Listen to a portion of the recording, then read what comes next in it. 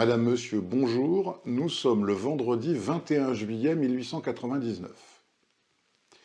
Les instructions du ministère de la Justice rappellent au commissaire du gouvernement qu'il ne peut être engagé de débat sur les points visés dans l'arrêt de la Cour suprême, c'est-à-dire sur les points de savoir si les documents énumérés au bordereau ont été livrés par Dreyfus. De même, le ministère public ne pourra citer que des témoins dont la déposition se rapporterait à ces faits. Enfin, les instructions indiquent au commissaire du gouvernement que toute dénonciation se rapportant à des faits autres que ceux visés par la Cour suprême ne pourrait que faire l'objet d'une instruction indépendante du procès.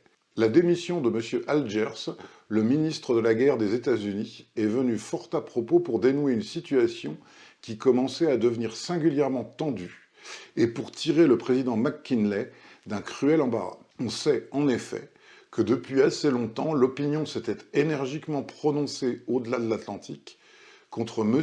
Algers, que l'on accusait ouvertement d'avoir prêté la main, pendant la campagne de Cuba, aux tripotages les plus scandaleux. Tout dernièrement, ces dispositions hostiles de la masse du public américain à l'égard du ministre s'étaient fortement accentuées à la suite des protestations des correspondants des journaux de l'Union aux Philippines contre les procédés du général Otis, qui, non content de dissimuler la vérité sur ce qui se passait dans l'archipel des mers de Chine, prétendait encore, au dire des protestataires, les rendre complices de ces informations fantaisistes. Bonne journée, Madame, Monsieur, et à demain.